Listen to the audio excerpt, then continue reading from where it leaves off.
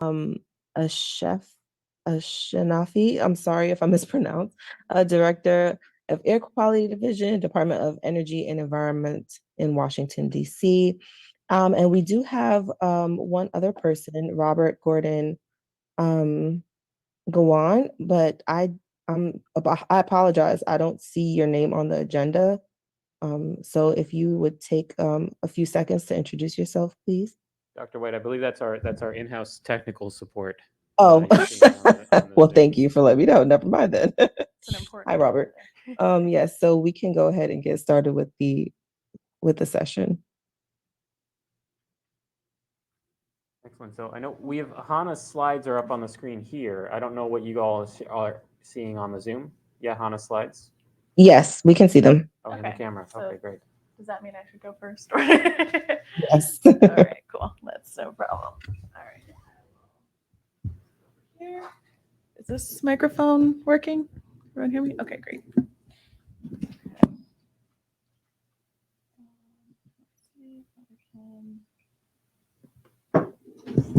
All right. Well, good morning, everyone, and excited to be here to talk a little bit about some of the work we're doing for environmental justice in the district. I'm Hannah Ashnafi. I'm the Associate Director for Air Quality at DOEE, District Department of Energy and Environment. So I was going to talk a little bit about some of the projects we have going on and how we try to incorporate environmental justice into just about everything we have going on in the Air Quality Division at DOEE. Really, one, talking a little bit about how we incorporate environmental justice into our grants and spending, into our monitoring program, and into our community outreach. So I'll start with talking about some of our funding and how we're trying to make sure we're spending dollars on work that's going to improve air quality in our most overburdened communities. So starting with our Volkswagen settlement funds, we have really been focused on trying to spend those funds on projects that electrify or reduce emissions of especially NOx and diesel particulate emissions in our most overburdened communities. So one of the biggest sources of emissions in the district is, obviously we have a lot of mobile, vehicles.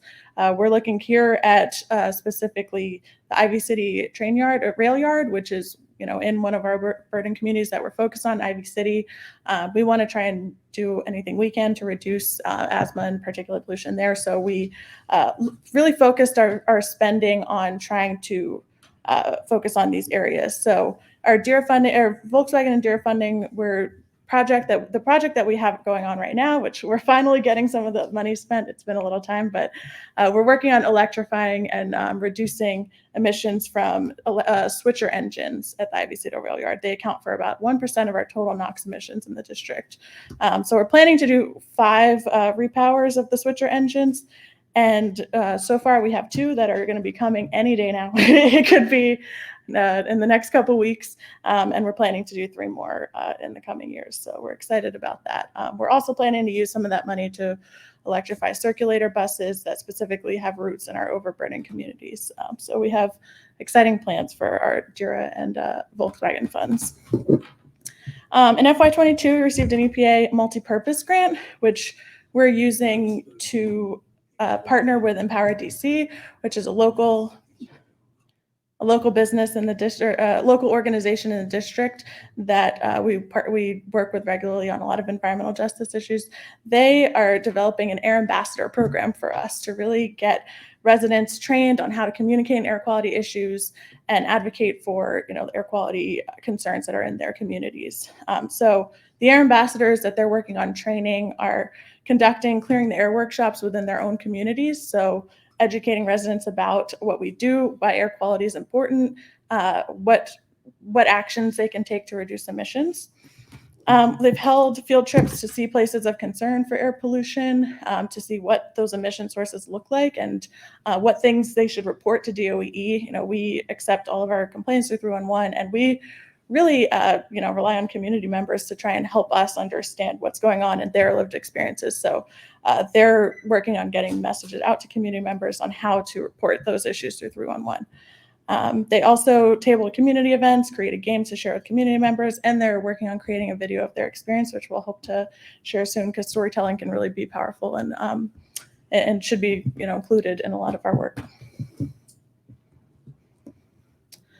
Next, we'll talk a little bit about the EPA State Environmental Justice Cooperative Agreement, SEDGCA. This is a grant program that was developed throughout the pandemic. We were awarded $200,000 to use at the intersection of environmental justice and COVID. So we actually have a sub-grant out to Breathe DC to work on asthma action plans. It's again going to be focused on our most overburdened communities and reducing asthma for children. So we're really excited about this program. It's one of the few things that we're trying to do for indoor air quality. We don't have a lot of authority there, but we try to help educate and reduce asthma, because that's such an important part of the work we do. In 2022, we received additional funding from EPA. This was meant, the funding was really meant to try to improve our air quality monitoring federal reference system. So we have 5 air quality monitors throughout the district. This funding was meant to really improve those systems, and we decided instead of using it on the existing monitoring stations that we have in place, let's use it to put a new air quality monitoring station in one of our most overburdened communities. And this is going to be in Ward 8 in the district. And we really don't have right now a good sense of what the actual air quality is in those neighborhoods, right? We have sort of an average of air quality throughout the district, but not in our most overburdened communities. So we're really excited to be putting a new air quality monitoring station in Ward 8. We've done some outreach already, some community outreach to try to talk to community members about potential locations, trying to explain what exactly we're trying to monitoring, how it's going to help residents, and, get ideas for locations. Where do you want it? We want to put it where our residents are and where we're getting the best representative exposure. So we've been doing a lot of outreach on the Ward 8 monitor, and we will be deciding on a location soon. We're still accepting some comments. We've actually did an initial round of citing locations, and we went to the community and said, these are the locations that we found and we're proposing. And people came back to us and said, well, you're not looking in these areas. Why aren't you looking further south in areas that, we aren't usually as represented? So we went back out, looked at more locations, and now we're looking at a few different options for consideration. We were also awarded $500,000 to expand community monitoring in our overburdened communities through the American Rescue Plan. This is our competitive community monitoring grant. And this application, this grant I'm really excited about. We haven't quite gotten started on the project yet. We were just awarded the funds. We just received the funds really, I think a few weeks ago, actually. It's pretty recent. So this project, we're really hoping we had about 15 different partners that were included on our initial proposal that we're planning to work with on this project. And it's going to be testing out a new shared governance model. Us at DOE, we shouldn't be the only ones making the decisions. We really want to bring our community members into the decision making and bring them to the table. So we're going to put out a request for applications for a community-based organization to manage that shared governance structure and have people empowered to make decisions about air quality in their own communities. And we're planning to locate 3 park bench monitors that are going to take measurements and educate the public about air quality. We're also going to include a community storytelling element, which is the power of film and storytelling in understanding the experiences of people and air quality in their communities is so important. So we are excited to include the combination of data and people's lived experiences. And we're going to combine all of that into an online mapping tool as well. So it's a really exciting project. We're going to have a request for applications coming out soon. So we're really excited to get started on it. And this second to last, I'll talk a little bit about what we're trying to do for our hyperlocal monitoring program. This is going to be, this is a mobile monitoring car. We have partnered with Aclima. They did a pilot in the district in mid-June for about 2 weeks. And we started our pilot. We wanted to make sure we were capturing air quality in our most overburdened communities. So we picked 3 communities. They're Buzzard Point, Ivy City, Brentwood, and Mayfair, where we piloted the car driving around for 3 weeks. And we're now waiting for Aclima to process some of that data. once we have that, we're going to present to the public. It will probably be around fall where we'll be doing more community outreach with ACLIMA on this.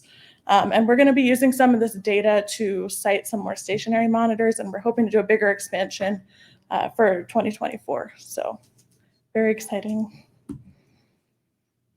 And last, we've really been trying to focus on, incorporating community outreach in all of this. So a few things that we had going on this summer here for Air Quality Awareness Week, we did a few different outreach events. So on the top left, we were actually handing out magnets of the Air Quality Index at different metro stations, and that really came in handy because we did this in May right before all of those wildfires came in June. So we were trying to make sure everyone understands how the Air Quality Index works and what it means for your health and how to make decisions on based on the Air Quality Index. On the top right, this is an event that we did in collaboration with COG, where they set up a bubble to show emissions from gas-powered lawn equipment. I think it was lawnmowers in there. And we're also offering rebates for people who are trying to get rid of their gas-powered lawnmowers and upgrade to electric. So we have some exciting programs there. And on the bottom, we have a picture of one of our newer monitoring staff, Kane, who is doing a lot working with different high schools. Specifically here, this is students from Ron Brown High School. They went to Kingman Island and learned to test out some of our new low-cost sensors. We have these little handheld plume monitors. So we're trying to work on educating students on how air quality is important and how to conduct their own air quality monitoring. So that's what I have. Thank you.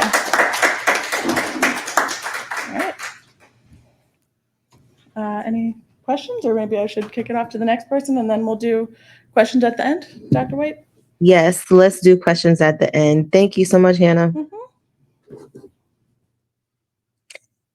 So See what else we have. are you all able to share your screen? Do you have share screen capabilities? I can share my screen, but I did send it in ahead of time. Which way do you want me to do it? It'll be easier if you share your screen. Okay, let me set it up then. I mean, I don't know what order you're doing this in, so I don't want to jump in front of somebody else. No, that's fine. We're just powering through since we lost so much time. Share screen. I have double screen, so hopefully host disabled participant screen sharing, so I can't do it. Oh boy. Okay. Well, luckily I called a few minutes ago. So I figured that would probably be a problem. So hang tight really quickly.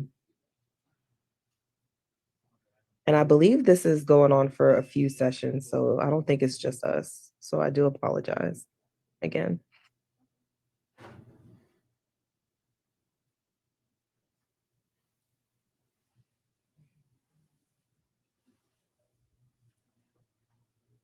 Okay, do you want to try now? I will try again. Share screen. 2. Hopefully you can see my screen there.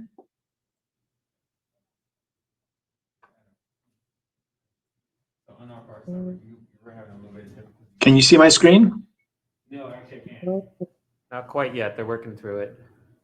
Okay. In the room.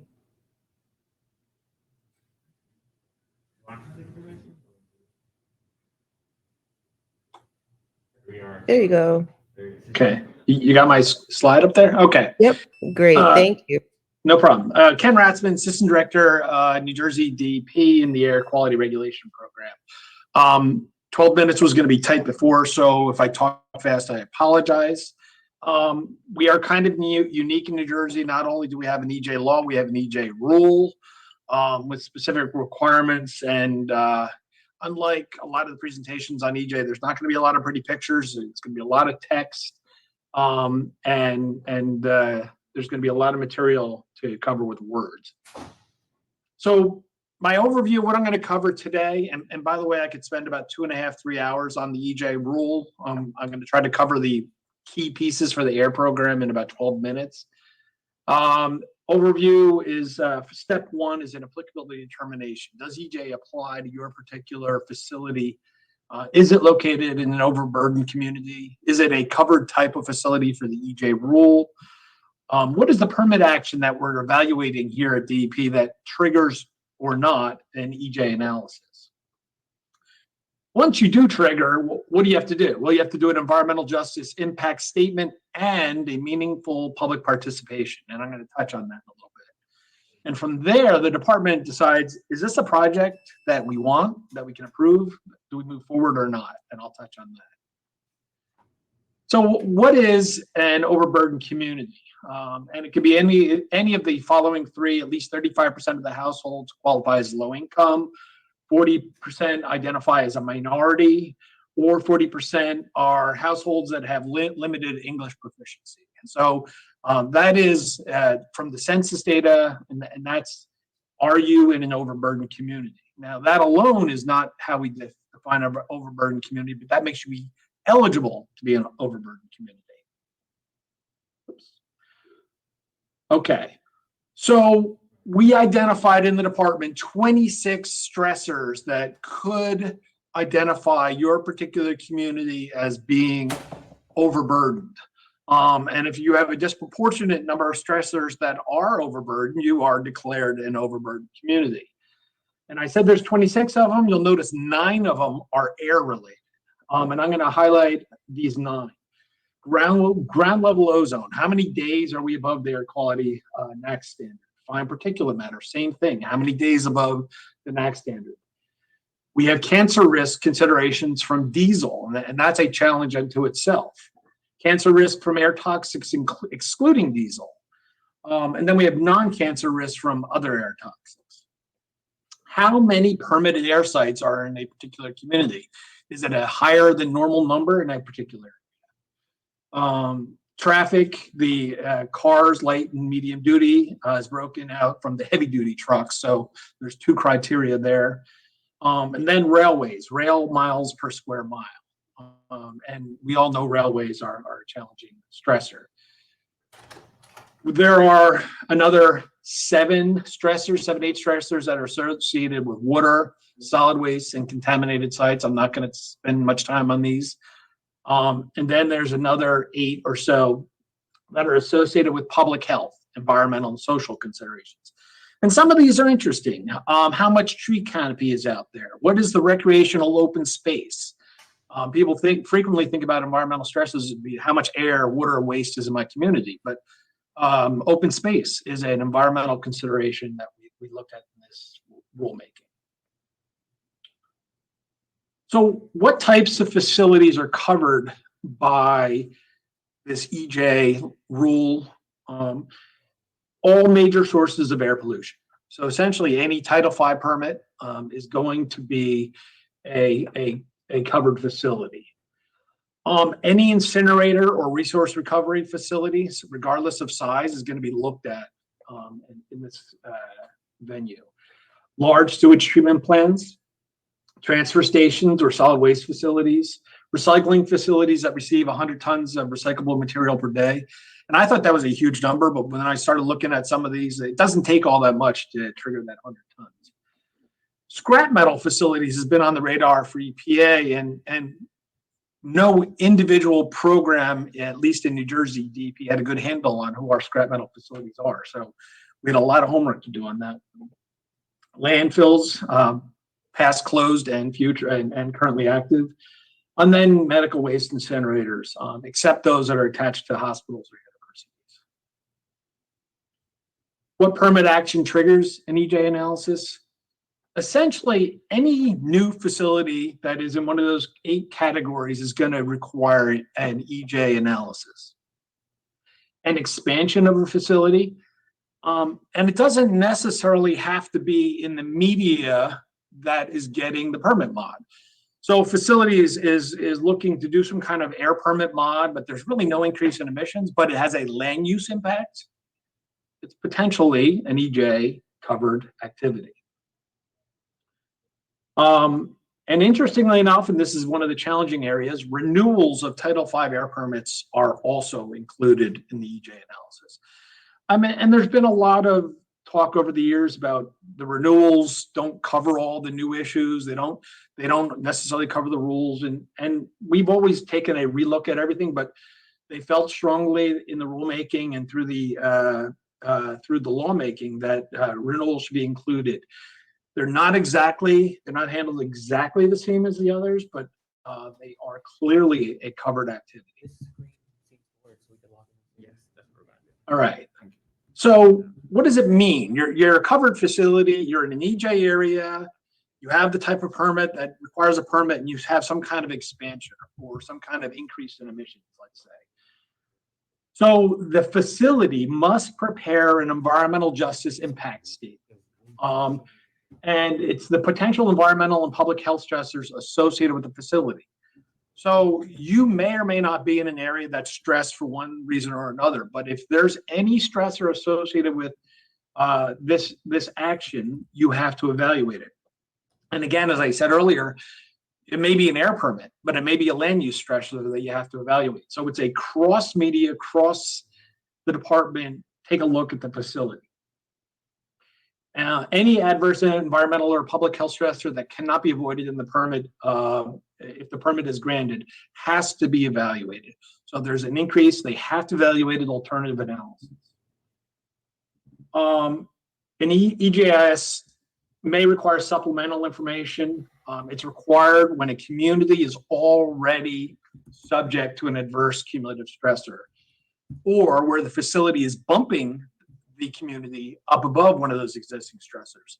So it's potential that maybe the community didn't have a significant number of air permits in the area, but by bringing this additional facility or two on, it may bump them up and they have to do some additional analysis. And I think this next item about meaningful public participation is the most critical piece of the rulemaking. The applicant, not the department, the applicant must conduct a public hearing in the overburdened community to present their findings of their EJIS. The public notice has to be in multiple forums and multiple locations. We're highly encouraging multiple language for various considerations. And there's a minimum 60-day public comment period. And the applicants, again, the facilities, must prepare a response to comment document, similar how we would do it in the air world for responding to comments we receive.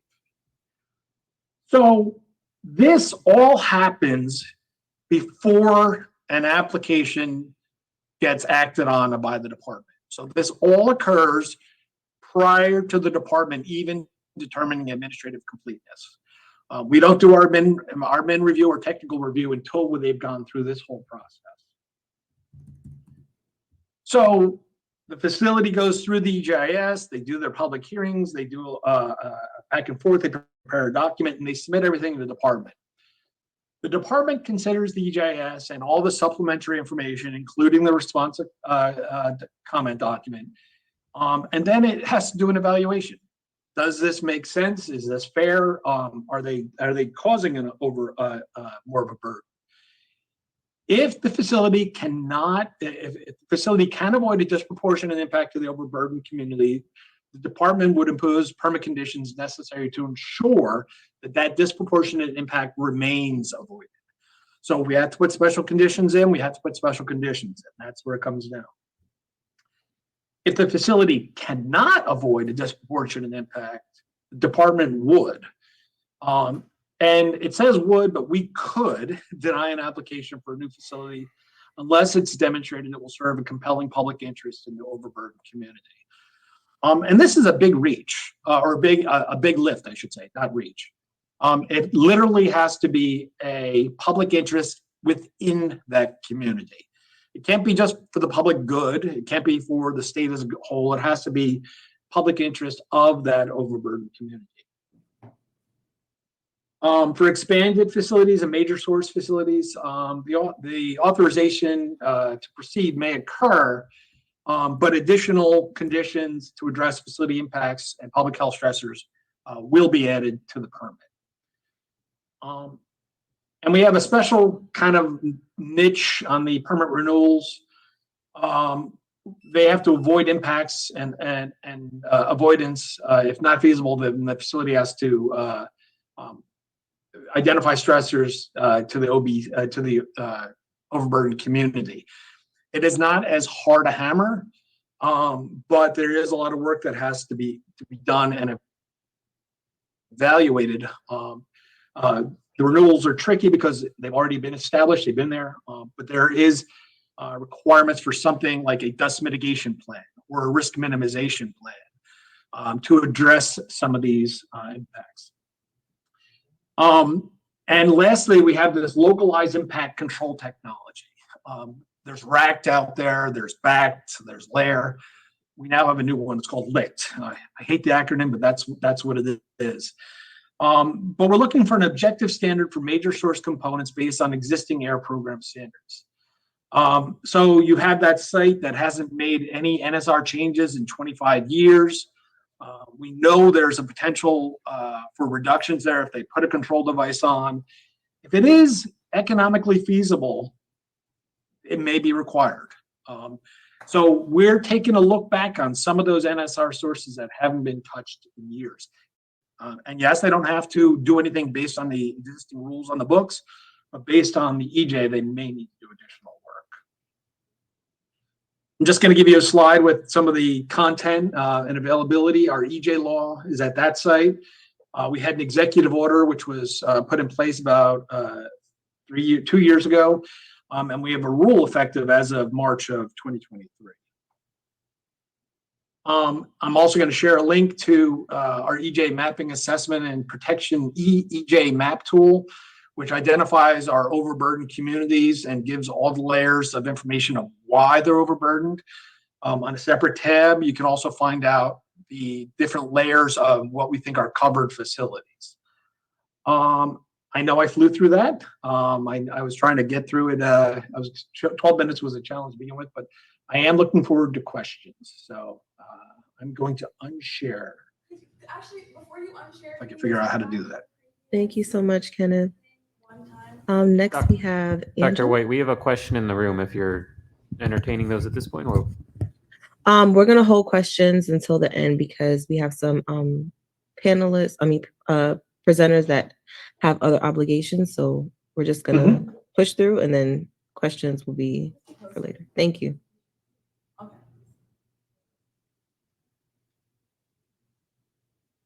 Hello, I'm just trying to share my screen. 1 minute.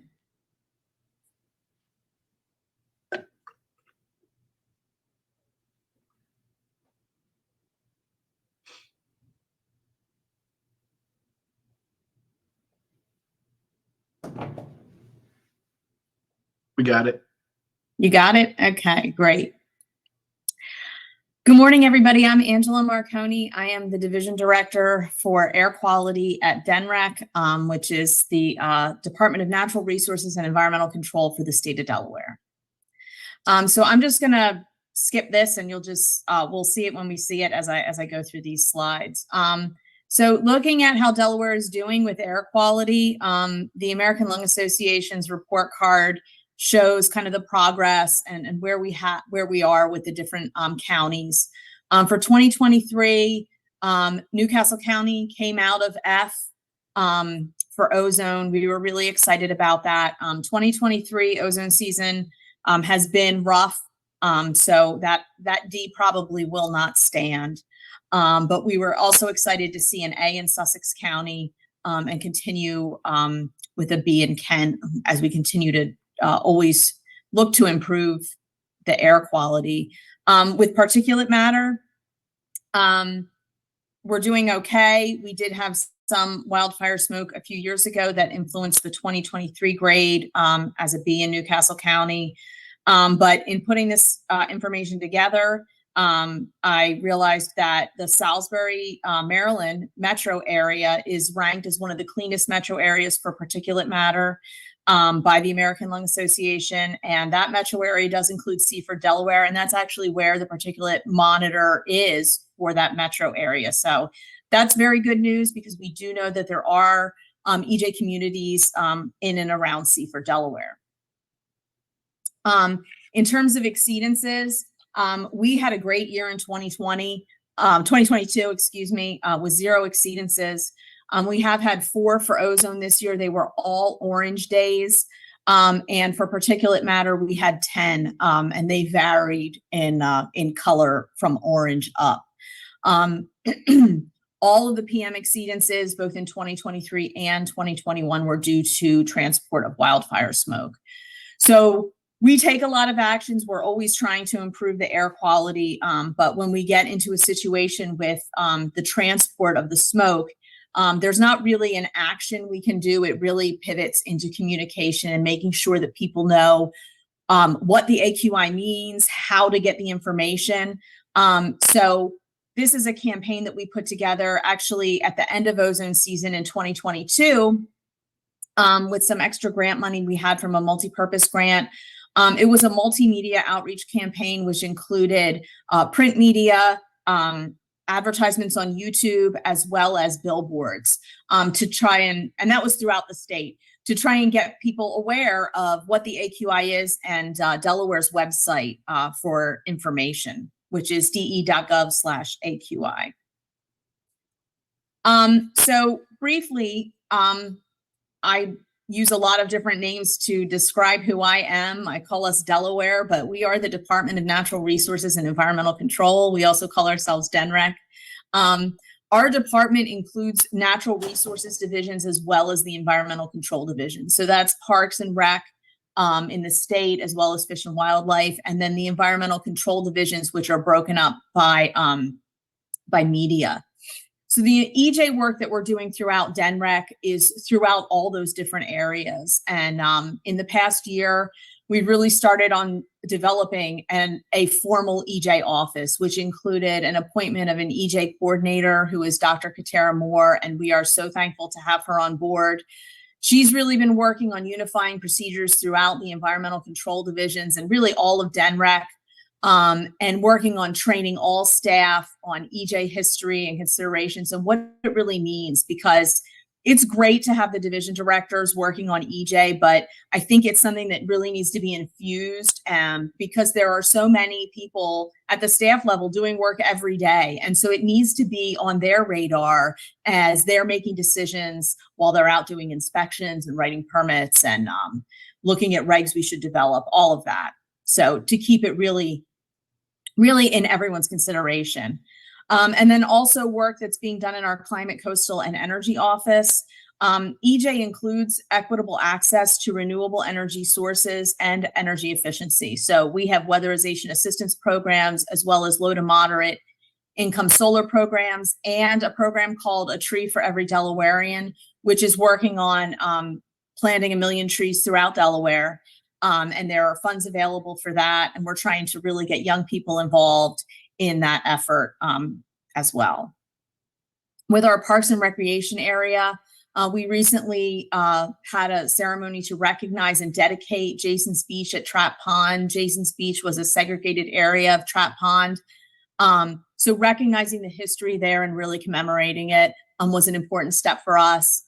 Parks and Rec is also taking steps to work on the grants that they issue to make sure that they are making opportunities available for communities based on social vulnerability indexes and increasing access to the park system through passes that can be checked out through the library system, as well as paid internships. We have a mapping tool that is being used not only by DENREC, but by other state agencies within Delaware as well to identify the term that is used in the mapping tool is equity focus area. But this is really making sure that we're all using the same information while we're making decisions as a unified state. And the mapping tool is available publicly. So we're excited to be moving forward with that as well. We're looking at all different opportunities to enhance the EJ work that we're doing, including what we're doing with enforcement funds. I'm sorry, are my slides changing? No, Angela, we're seeing the title Oh my slide. God, you guys must think I'm crazy. Oh, look at all I those. apologize. Those were great. I apologize for that. Sorry. Working on facility-led outreach, including the development of community advisory boards, as well as broad and targeted communications through our public notices, getting translated notices available on the internet. We have listserv opportunities for people to sign up to get direct notifications, as well as using things like billboards. And during the wildfire issues, we were using traffic signs.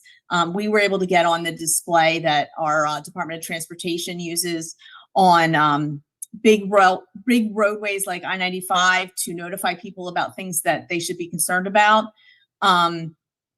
with the high PM that we saw during those transport issues. So improving access, we're improving our website. I know where things are on the website, but that doesn't mean that everyone can find them. So making sure that there are pages that are easy for people to use and navigate, as well as creating like infographics so people can understand our procedures, which we recognize are complicated. So these are some of we do have an environmental justice website that we developed to try and help people navigate things, as well as pages like Be the First to Know with special links to different areas, and infographics to help people understand the approval process that a permit goes through. As far as legislative developments, we had a greenhouse gas bill that passed this year, and our goal is to get to net zero by 2050. We've had a cumulative impacts bill introduced, and the department's been working closely with a stakeholder group on that bill. We're really excited about that. An enhanced public notice bill passed, and we had an expansion of our energy office as well. In air, we completed an update of our inspection and maintenance vehicle testing, which unifies the program statewide. And we're working on the Advanced Clean Car 2 regulation because so much of our NOx and greenhouse gas emissions come from the transportation sector. It's really important that we consider that as a path forward. And then we're working on a project to expand our ability for hyper-local monitoring as well. So that's all I have. I apologize. I didn't realize the slides weren't advancing. I'm sorry. Appreciate it, Angela. Thank you, Angela. So next, I believe we have Danielle. Is Chris there in person? Yes. Hi, Dr. White. Hi. So I'm not sure if Chris or Danielle wants to go next. I'm happy to go next. I don't know if my slides are loaded up here. So Angela, I just sent them to you. Would you be able to do me a favor and share my slides? I can try, and maybe this will give me a chance to redeem myself. Let's see.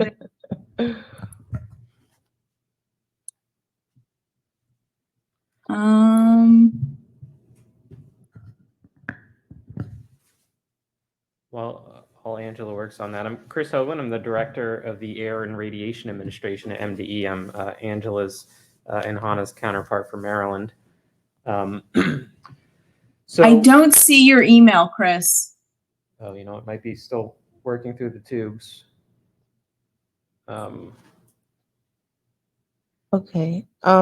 Chris, you can send to me also if you want to give it a try.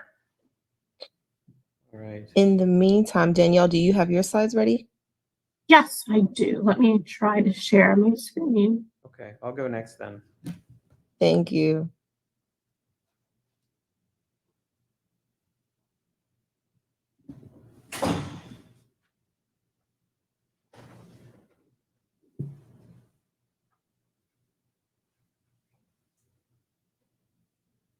Is everyone able to see it? Can you make it bigger?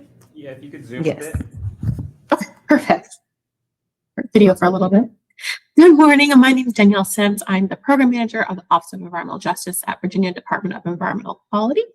Thank you for the invitation to be on this panel today. So is this advancing? I want to make sure before I proceed. Yes. Okay, perfect. I will go off video just to see. It is, but it's advancing, but it's quite small. Okay. If you could zoom in. You're not in presentation mode, that's all. Okay. That little sliding scale at the bottom right corner. Can you- Why is it not? Hmm. Right next to it. Let me try to share my other screen that has it up.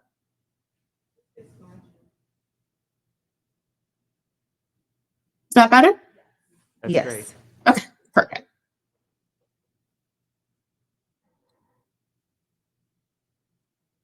Well, today I will give an overview of environmental justice at DEQ as well as in Virginia and share some tools and resources and projects we've been working on. So in 1994, President Clinton's Executive Order 12898 on environmental justice was published. After that, in 2000, DEQ initiated a campaign to educate and train staff about environmental justice. And the AIR program took the lead on this and worked with EPA environmental justice staff and coordinated efforts predominantly on complaint investigations. In 2007, DEQ assigned an EJ coordinator to work with agency program managers and EPA. And in the following year, DEQ worked with EPA Region 3 to develop the first risk-based inspection strategy in the country. And EJ played a large role in that strategy and EPA's approval. Basically, facilities located within or adjacent to environmental justice area are included as reasoning to increase inspection frequency. Also in 2008, DEQ introduced environmental justice into the agency's inspection strategy for all of its core programs, water, air, solid waste, as well as hazardous waste. In 2009, DEQ established a partnership with EPA, Norfolk State, and Hampton University. And DEQ recruited students for paid summer internship programs and partnering with those universities to work along environmental professionals in the AIR program. This has been a huge success and is still continued to this day. The main goal of this program, of both of these programs, was to attract minorities into natural resources professions. Switching gears to the environmental justice laws, 4 environmental justice laws bills passed into law effective July 1st, 2020. First, the Virginia Environmental Justice Act, which I will talk about more in depth in a minute. Second, a law that established a Council on Environmental Justice in Virginia State Code, and 2 laws that updated DEQ's policy statement. 1 law defines environmental justice and adds to our policy statement to further environmental justice and enhance public participation in the regulatory and permitting processes as our list of purposes. The other law adds the list of purposes for the agency to ensure the fair treatment and meaningful involvement of all people, regardless of race, color, national origin, faith, disability, or income, with respect to the administration of environmental laws, regulations, and policies. So more in depth on the Virginia Environmental Justice Act of 2020. This legislation that is a page long that establishes definitions for environmental justice concepts and an environmental justice policy into state code. The environmental justice policy is that it is the policy of the Commonwealth to promote environmental justice and ensure that it is carried out throughout the Commonwealth with a focus on environmental justice communities and fence-line communities. Key definitions in the Act include a definition for environmental justice that is shown here. This is the same definition that is in President Clinton's Executive Order 12898.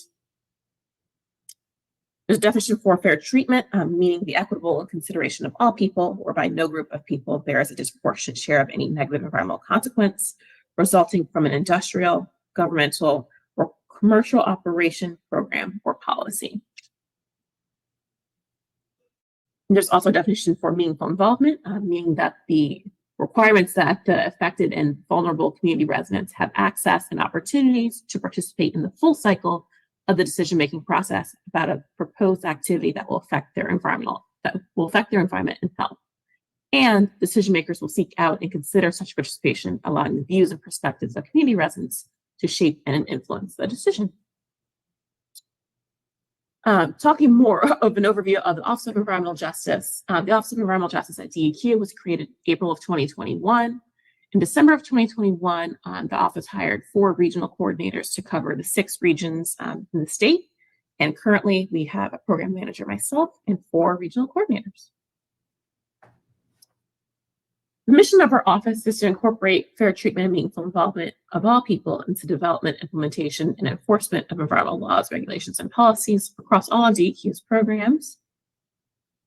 And basically that's our everyday is basically sharing info between environmental justice community leaders and our DEQ colleagues. So a lot of the conversations that we have back and forth are what concerns or questions an affected community may have. That may be a process question, a question about health, truck traffic, jobs, and interacting with the permit applicants and our DEQ colleagues and the community leaders to share that information. Another is sharing how communities can provide input into laws, regulations, policies, and permits, and providing in detail the public participation process, especially with permits. So here are a few initiatives that our office has been working on. One is our Virginia Pacific GIS tool called Virginia EJ Screen Plus, which I will share a little bit more on that on the next slide. We've been doing enhanced outreach to communities living near facilities for engagement and participation in decision-making processes, as well as proactive outreach before there is concerns. We are working on some environmental justice education and training programs. For example, we hosted a webinar this past March on grants available to environmental justice communities, as well as how community groups can apply for federal funding. And lastly, we have an EPA-funded project in Newport News in Norfolk to study and reduce the potential health risks associated with coal dust coming from the nearby coal terminals, storage and transportation facilities. This project, called the Tidewater Air Monitoring Evaluation Project, or TAME, measures and analyzes toxic metals and particulates in the air and will use this information to conduct health risk assessments in 2 Pacific neighborhoods.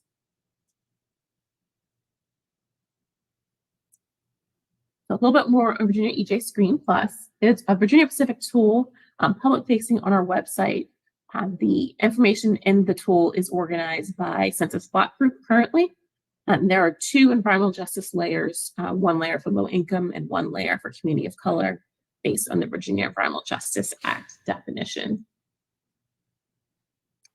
Going more in depth on the 2 layers, low-income communities are any census block group in which 30% or more of the population is composed of people with low income.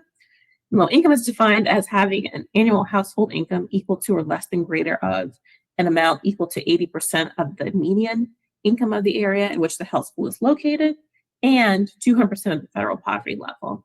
So here, census block groups, shades of purple, designate severity across the state. For communities of color, this layer shown here, it is a population made up of individuals who identify as belonging to 1 or more of the following groups: Black, African American, Asian, Pacific Islander, Native American, other non-white race, mixed race, Hispanic, Latino, or linguistically isolated over the statewide average of 37.8% overall. And shades of red here display severity with that as well. Also, the tool has DEQ media layers that can be overlaid with the environmental justice layers. For example, there's an outreach resource layer with community centers, places of worship, etc., and different other places that can be potential places to flyer or interact with community members or host events, etc. But definitely all of our permits are within these larger groups of layers here. Also, we have EPA EJ Screens layers available for viewing or to run a report, as well as redlining polygons in a few urban areas.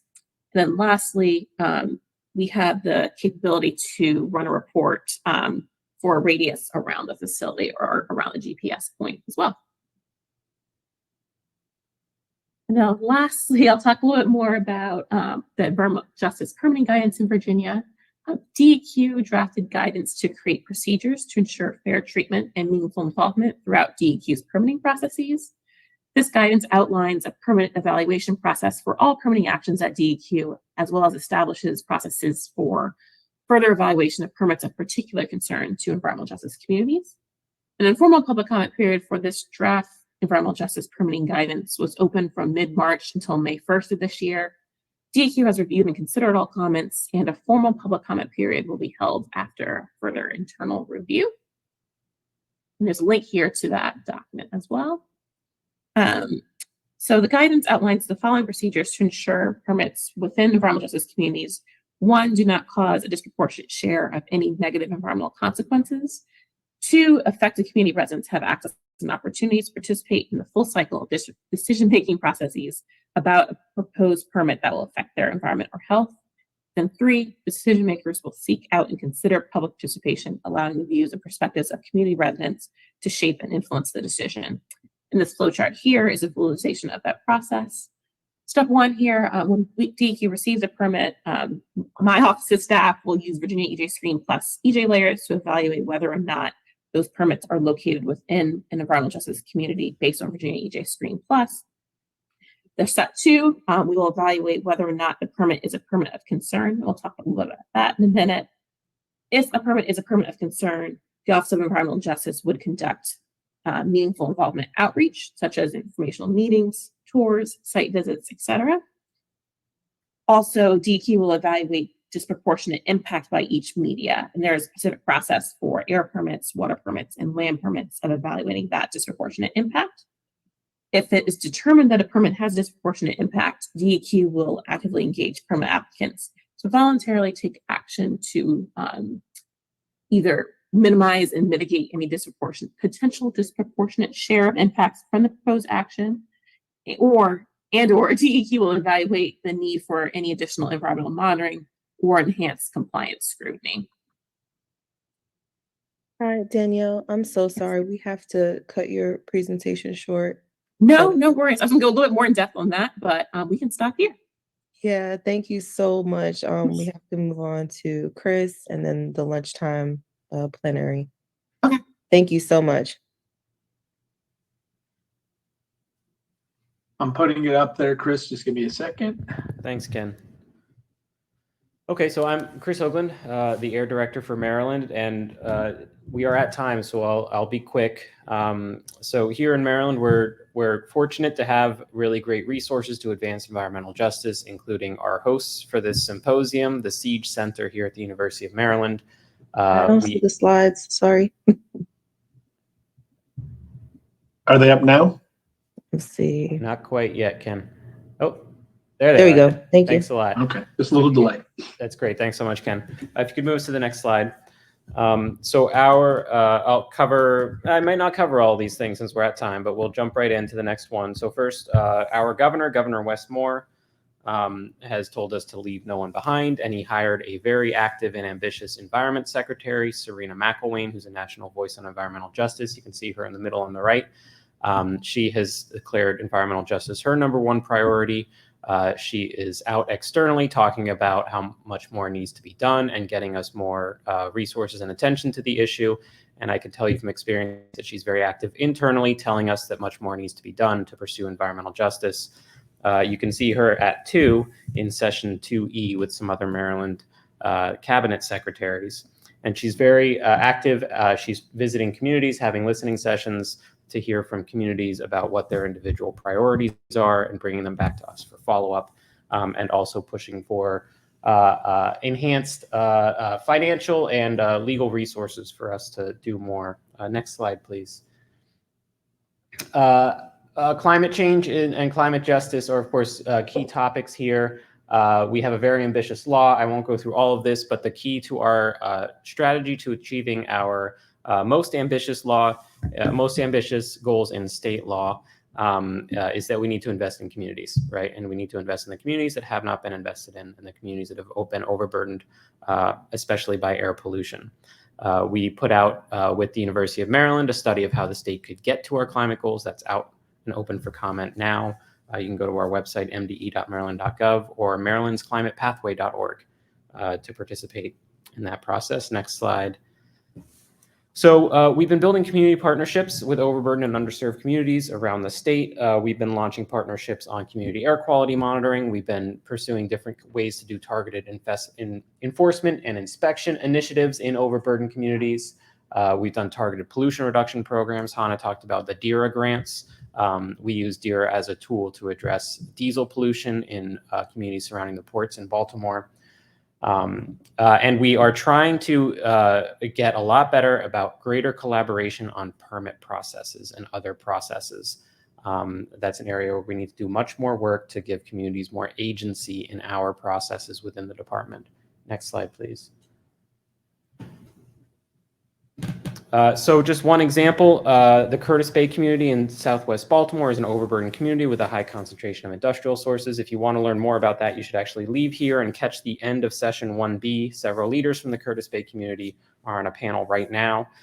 They've built a very impressive community air monitoring network. There's a very high concentration of multi-pollutant air sensors backed up by field work by community members.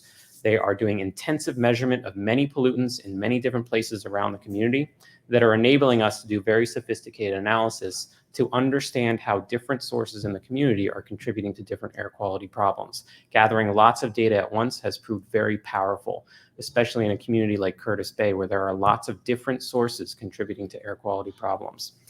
So we've been supporting that. Our scientists are helping with the equipment and analyzing the data, and we intend to incorporate the results of that into our permit processes in the area. Next slide, please. Like DC, we also received a $500,000 grant from EPA to do community air monitoring. We'll be building out more air monitoring in 3 communities. The town of Cheverly, which is in Prince George's County, and the topic of session 2C this afternoon. Curtis Bay, which I just mentioned, and Turner Station, which is on the other side of Baltimore Harbor from Curtis Bay, and is the topic of a session tomorrow. We're working with the communities and with UMD Siege to develop tailored approaches for each community based on what each community wants to measure and how. And then the department will purchase the equipment, and UMD will help run the networks and analyze the data. Next slide, please. We also have a mapping and screening tool. Maryland law, our climate law, defined overburdened community, underserved community. We have 24 demographic environmental health indicators built into our tool. It's out for beta right now, so if you want to use it and give us comment, we welcome that. You cannot see the links on the screen very well here, but they'll be in the presentation. And it's a required tool for permit applications through our law that established requirements for EJ to be considered in permits, which I'm talking about shortly. Next slide, please, I think. Yeah, so with recent legislative changes, last year, the Climate Solutions Now Act passed, in addition to establishing climate change, very ambitious climate change goals and a framework to achieve them. It also defined the demographic and environmental health criteria that we use to identify focus communities, and a process to establish and track goals for investment in particular communities. And then House Bill 1200 requires EJ scoring to be incorporated into our permit processes. Applicants have to use our screening tool to determine a score for the location where they're proposing to put a facility.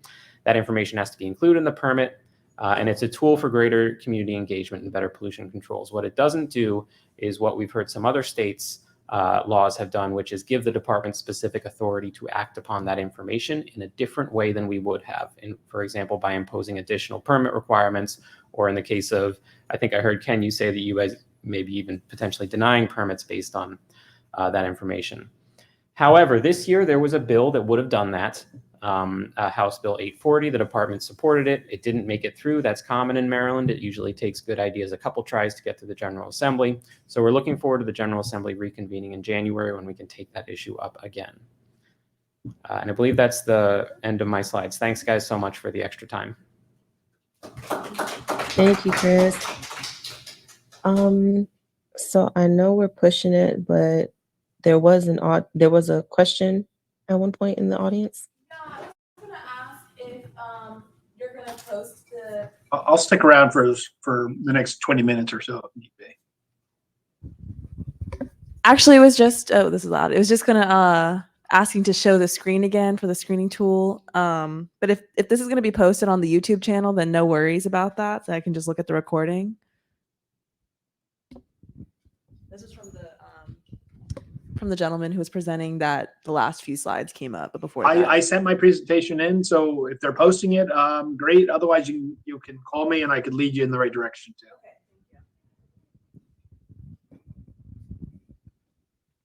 Okay, thank you. Thank you. Well, thank you, everyone. Everyone who is in person, if you could please head over to the lunch plenary session in the grand ballroom. Great, thank you. Great. Thank you all. And thank you to our presenters of today.